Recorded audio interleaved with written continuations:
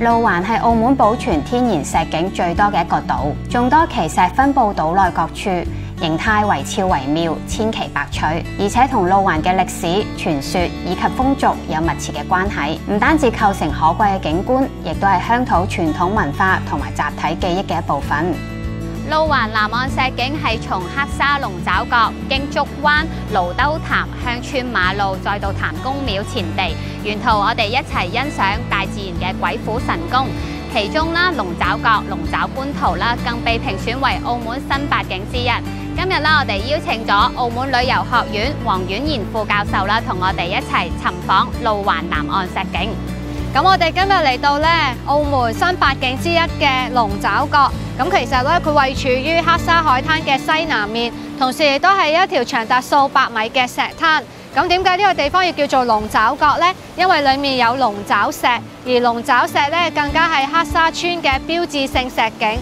相傳咧，天上面有一條小龍，佢因為偷食咗蟠桃而捉弄咗玉皇大帝。咁玉皇大帝於是乎將佢貶落凡間，囚禁喺茫茫南海小島岸邊嘅一個岩石裡面啊！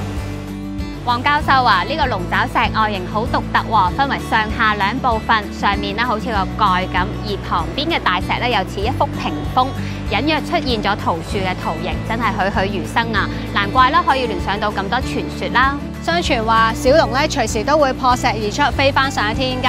咁呢個地方咧喺個山腳位置有一個巨石，所以又叫做龍爪台啦。咁小龍咧係頭向龍爪台，係作為將來咧小龍飛升上天嘅時候所使用嘅跳台㗎。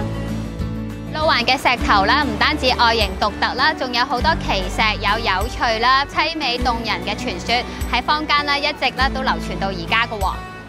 當中咧就以大靈龜、靈龜媽媽、靈龜保姆、靈龜姨姨同埋小靈龜嘅故事最富傳奇色彩啦。咁由於而家受建築物所擋啦，大靈龜就只能夠喺路環碼頭嗰邊望過嚟。每當退潮嘅時候，大靈龜就會慢慢浮出水面，就好似慢慢向住岸邊爬過去咁㗎。據說咧，大靈龜咧本身係南海龍宮嘅丞相，好可惜啦，海龍王誤信讒言，迫害佢哋。咁最後咧，佢哋一家咧就逃到路環，最後失散咗喎。咁而小靈龜咧，只可以喺呢一個蘆洲潭石叢入面，隔住炮台山遙望大靈龜。雖然佢哋心靈相通，但係相會無期啊。至於靈龜媽媽啦，好辛苦咁追到路環啦，去揾大靈龜。咁啊，因為實在太攰啦，所以暈低咗喺聽海軒附近。咁據說咧，而家咧你企喺龜背上面啦，潮漲嘅時候咧，你都會覺得喐啦，同埋覺得頭暈嘅。而靈龜姨姨啦，都係因為太攰啦，浸咗喺石頭上面休息，但係到而家啦都冇起身喎。同樣地咧，靈龜保姆咧，亦都因為太攰而暈低咗啦。咁佢暈低嘅方向咧，其實係朝向住靈龜媽媽同埋遠處嘅大靈龜㗎。喺佢背上面嘅大字咧，其實就係顯示住佢想去揾遠處嘅大靈龜啦。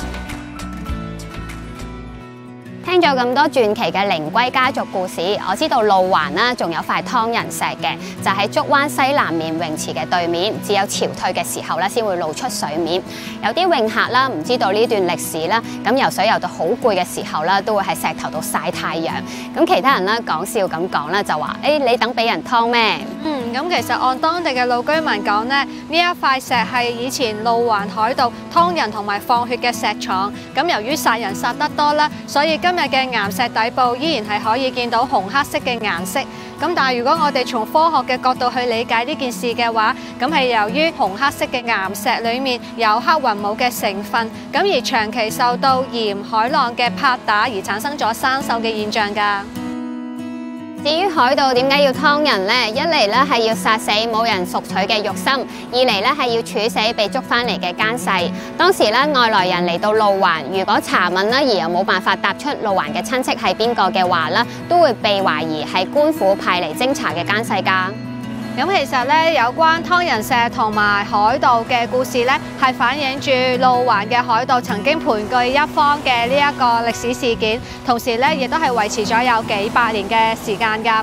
咁喺晚清時期咧，清政府其實曾經派兵去圍剿海盜，但係被擊退。咁去到鴉片戰爭發生咗之後，澳葡政府咧亦都曾經係派兵多次圍剿海盜嘅。但係直至到去1910年嘅時候，先至可以全面防控海盜㗎。我哋而家身處喺譚公廟，乜呢度又有怪石咩？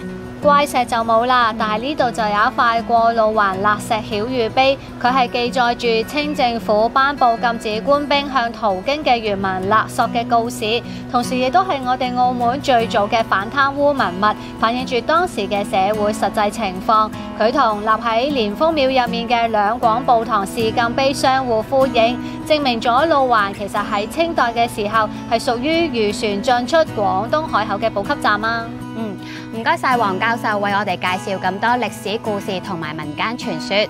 其實呢啲故事啦，唔多唔少都反映住路環昔日居民嘅生活。